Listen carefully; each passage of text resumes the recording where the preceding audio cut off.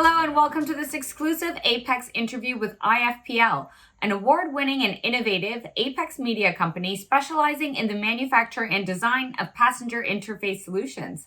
Joining us today from IFPL is Geoff Underwood, company CEO. Hi Geoff, how's it going? Morning, Maryann. Very well, thank you. Good, that's great to hear. Geoff, why don't we dive right in? Tell us what a passenger interface solution is. It's a very complicated name for an audio jack or a USB socket, or basically anything anybody touches on the aircraft seat. So it could be the screen, it could be the passenger controller. Okay, great. Can you tell us a little bit more about what makes IFPL's passenger interface solution so unique? Well, when we started the business 20 plus years ago, the objective was always to make a more reliable product.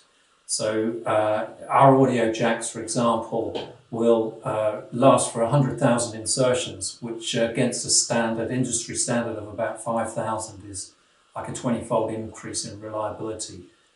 So we put that sort of thought in our minds every time we try and design something. We're thinking about reliability and maintainability. Okay, great. Thanks, Geoff. Let's talk about the pandemic in the room. How has IFPL been coping with the challenges of 2020, and how are you preparing for recovery or for a time when we start to come out of the situation that we're in now? Well, I mean, it's been an awful year for everybody in the industry.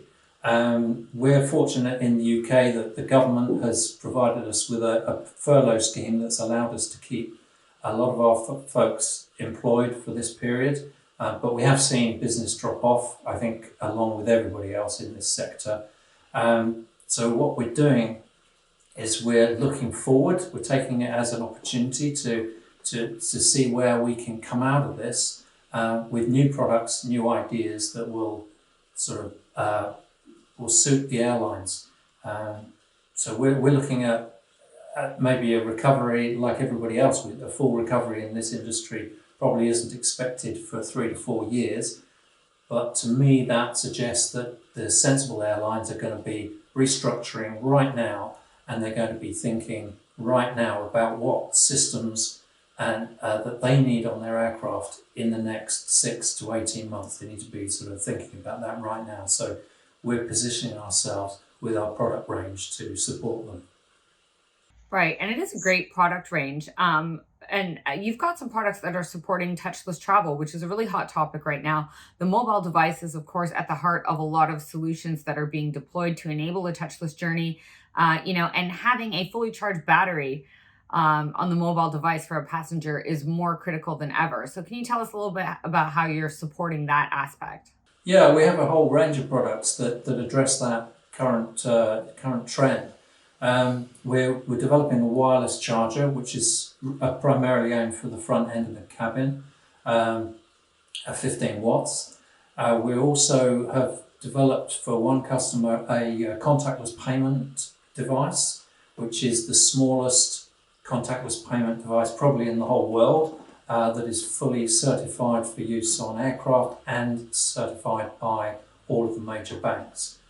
So that is an example of a product we developed recently, and that's now in service.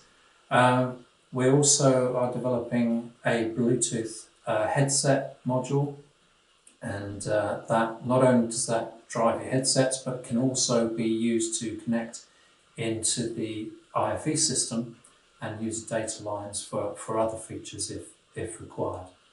And then on the USB charging, we're very mindful of the fact that airlines are focused on ancillary revenue potentially or increasing their net promoter score. And so we have developed this device called the Add Power USB module.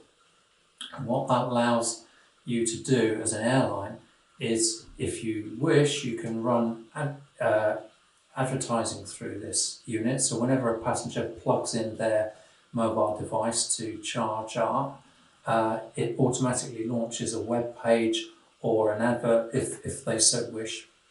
Also, alternatively, if you're somebody looking to raise revenue, then a passenger can actually, when they book their ticket, they can click on a box that allows them to pay, say, $1 for an entire flight to get charging. When they come on with their device, they plug it in, and the module recognises that it's got that they paid for their charging, and it will switch on and give them charging. So we see this as a revenue opportunity for airlines.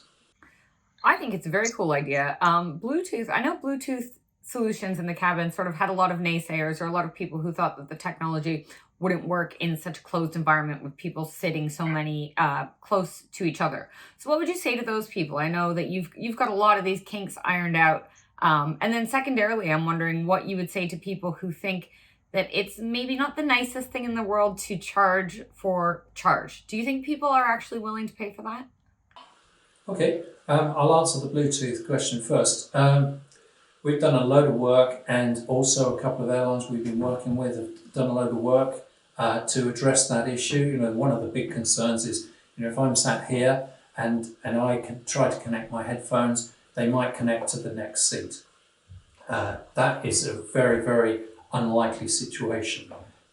The two passengers would have to try to connect at exactly the same moment for the Bluetooth device to potentially get crossed. We've just done a load of tests, and we've proven that just doesn't happen. So I think that puts people's mind at rest. Charging for USB power. Well, the thing about this module is that you don't have to charge if you don't want to. You know, if you're an airline that just wants to promote their own website, or they have third parties that they work with that want to run adverts, then you can use it for that as well. So that's, you know, the idea is if you're an airline that is very focused on ancillary revenue generation, then I think a lot of people would go for just paying $1 for charging. It's essential. You know, the last thing I want to do is get off a plane and have a dead battery on my phone.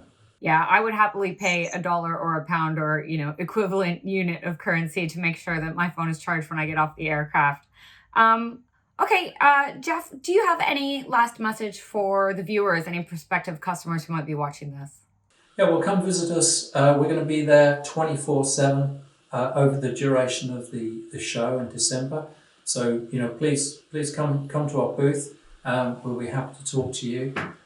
We are working hard, as I'm sure everybody else is, to come up with new products and ideas that will support the industry and going forward into next year and beyond. So we're really, really optimistic, and we look forward to seeing people. Thank you.